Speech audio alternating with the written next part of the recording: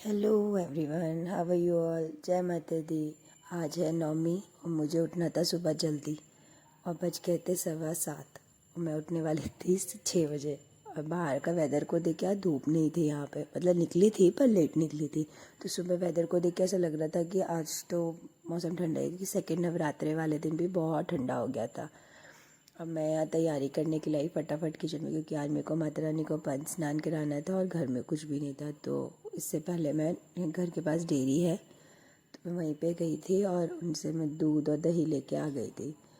और मैं यही तैयारी कर रही थी और क्योंकि आधा टाइम तो मेरा निकल चुका था, क्योंकि यहाँ पे सब जने नवमी जिमाते हैं तो बहुत ज़्यादा कन्याओं का रहता है कि कब मिलेंगी नहीं मिलेंगी। और आप इतने अच्छे से प्रसाद बनाओ और कन्या ना मिले तो आपका दिल ख़राब होता है कि कन्या अच्छे से। तो मैं फटाफट तैयारी कर रही थी कि पहले पूजा कर लूँ और 9 साढ़े 9 बजे तक मैं तैयारी कर लूँ।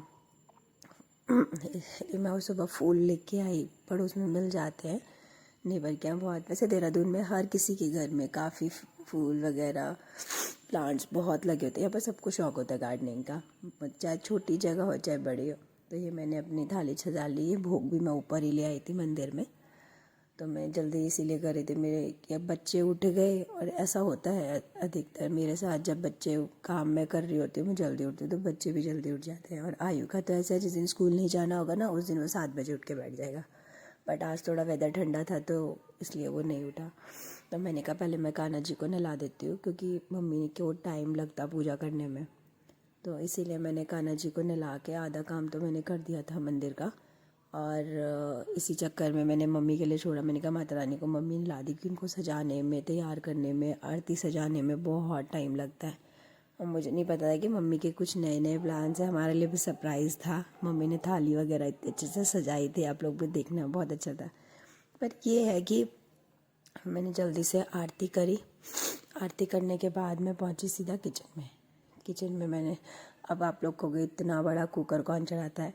अब इतना बड़ा कुकर इसलिए चढ़ाया था सब चने बनाने के लिए, क्योंकि हमारे मेरी दीदी वगैरह घर के पास में ही रहते हैं तो प्रसाद उनके यहाँ भी जाता है। वो लोग भी भेजते हैं, बट कई बड़ी दीदी है उनके यहाँ नहीं था इस बार का त्यौहार, उनके किसी की डेथ हो रखी थी। गढ़वालियों में होता है, अगर 1 साल तक प्रसाद वो नहीं करते तो मेरा 9 सवा 9 बजे तक प्रसाद बन के तैयार हो गया था। हलवा पूड़ी, मम्मी कहती 3 चीज़ें नहीं बनाते तो इसलिए रायता भी बनाती हूँ मैं। तो ये सब कुछ तैयार कर दिया। इधर मम्मी ऊपर कर रही थी पूजा की तैयारी। और इस बार इतनी प्यारी प्लेट सजा रखी थी मम्मी ने आरती के लिए, और मेरे को इतनी हड़बड़ी हो रही थी कि मैं फटाफट फटाफट पहले तैयारी कर दूँ, ना खाना बन जाए उसके बाद और सब कुछ हो जाएगा। तो एक ये रहता है कि अगर आप, एक बंदा फ्री है, एक बंदा खाने में लगा हुआ है, एक जना प्रसाद तैयार कर रहा है, तो एक बंदा अच्छे से पूजा कर सकता है। तो प्रसाद तो मैंने ही तैयार करना था। तो मैंने मम्मी को बोला कि आप अच्छे से पूजा कर लो। तो मम्मी कहती कि ठीक है। अब इंसान फ्री माइंड पूजा करता है ना, तो उसका अलग ही सेटिस्फेक्शन होता है कि चलो मेरे को और कोई काम नहीं है, एक डाइवर्ट नहीं रहता माइंड। और उस दिन सबसे बड़ी प्रॉब्लम पता मेरे हस्बैंड के साथ है। मैंने उनको कहा था कि शॉप से सुबह, शॉप मेरे हस्बैंड ही खोलते हैं, तो सुबह शॉप से थोड़ा जल्दी आ जाना। ये दूसरे एक और भैया है हमारे, वो भी शॉप पे आते हैं, वो थोड़ा लेट आते हैं।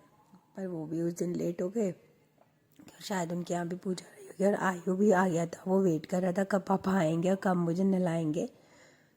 उसकी भी थोड़ी तबीयत भी ऐसी हो रही थी। और उसके बाद मेरे को भी इन्फेक्शन, मेरी बेटी को भी इन्फेक्शन, अब तो मम्मी को भी हो गया है। पर उस दिन नहीं था, इसलिए मैं डाल ही नहीं रह पा रही थी पोस्ट, टाइम भी नहीं मिल रहा था। बहुत ज़्यादा तैयारियां चल रही हैं, वो भी मैं आपके आगे वाले व्लॉग्स में दिखाऊंगी। तो मम्मी ने लिया था ये आटा। मैंने कहा ये इतना सारा आटा क्या करोगे आप। तो कह रही मुझे दे, मैं कुछ बना रही हूँ। मैंने कहा अच्छा ठीक है। मम्मी ने ये गोलियाँ, मेरी मम्मी सासू माँ सोशल मीडिया वाली हैं, तो इंस्टाग्राम और फेसबुक ये सब कुछ चलाते रहते हैं, तो वो नई नई चीज़ें एक्सपेरिमेंट करते रहते हैं। चाहे वो खाने में हो, चाहे वो डेकोरेशन में हो, चाहे वो पूजा में हो। पहले नहीं भी करते थे, पर जब से नई नई चीज़ें देखते हैं और टाइम होता है तो वो करते हैं। यहाँ पे मैं वेट कर रही थी कि कब मेरे हस्बैंड आएंगे, कब नहाएंगे, कब आयु को नहलाएंगे, कब तैयार होंगे। और सबसे मेन काम, नारियल कौन तोड़ेगा। क्योंकि मेरे से वो काम होता नहीं था, मैंने एक ही काम इनके लिए रखा था। और कन्या मैंने कहा आप ही जमाना, क्योंकि मैं और काम में लगी हुई थी और सामान वगैरह लाना सब करना, क्योंकि मंदिर के सामने ही पूजा करनी थी तो सब कुछ सामान ऊपर लाना पड़ रहा था। तो मैं इनका वेट करती रही। मम्मी पता नहीं कैसे कैसे तो सजा रही है। और ये हल्दी वाले चावल बनाए थे मम्मी ने, एक तरफ हल्दी के चावल एक तरफ रोली के चावल, पर जो भी है मेहनत कर रहे थे तो वो दिखने के बाद बहुत अच्छी लग रही थी। अच्छा अच्छा लुक आ रहा था।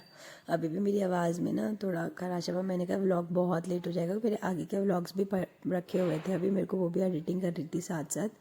अभी दिवाली की सफाई भी शुरू हो गई है और दुकान पे प्रिपरेशन कर रही हूँ गिफ्ट्स की, बेकरी की भी कुछ डालनी है प्रिपरेशंस, नई नई चीज़ें अभी हम लोग स्टार्ट कर रहे हैं बेकरी में भी, वो भी मेरे को डालनी है। अब मैं कितने टाइम से सोच रही हूँ मेकिंग्स वगैरह डालूँ बिस्किट की, काफ़ी सारी चीज़ों की, तो वो हो नहीं पा रहा। अब मम्मी ने स्टार्ट करा था कि हम माता को नहलाना। अच्छा मेरे को भी नहीं पता था कि पंच स्नान करने के बाद हमारे को, अगर हम लास्ट जितने भी चिकनाई वाले आइटम्स होते हैं उनसे हम पहले निगलाते हैं, और उसके बाद जैसे दही हो गई, शहद हो गया, घी हो गया, और लास्ट में रोली का जो पानी होता है उससे नहलाओ, या सूखी रोली से साफ़ करो ना माता को, तो सारी चिकनाई हट जाती है सूखी रोली से। और उसके बाद मम्मी ने दूध से नहलाया, और उसके बाद थोड़ा गंगा जल या पानी वगैरह से साफ़ कर देते हैं, तो जो उनकी प्रतिमा होती है ना वो काली नहीं पड़ती। मेरी आवाज़ थोड़ी शायद क्लियर ना आ रही हो, पर मैं ट्राई कर रही हूँ कि मैं आप डाल सकूँ सब कुछ है। मैंने मम्मी को बोला आप जल्दी तैयार करो, क्योंकि पास में 3-4 घर में तैयार वो कन्या जिमा दी थी, बस एक घर रह जाता, तो मैंने कहा उनके बाद मैं जिमाती हूँ। और लास्टली पता है हमारे घर के बाद तो इतनी खींचातानी होने लग गई थी। मैं लास्ट में वीडियो ज़रूर देखना, वो लोग एक दूसरे का हाथ पकड़ रहे थे, नहीं हम कन्या ले जाएंगे, हम कन्या ले जाएंगे।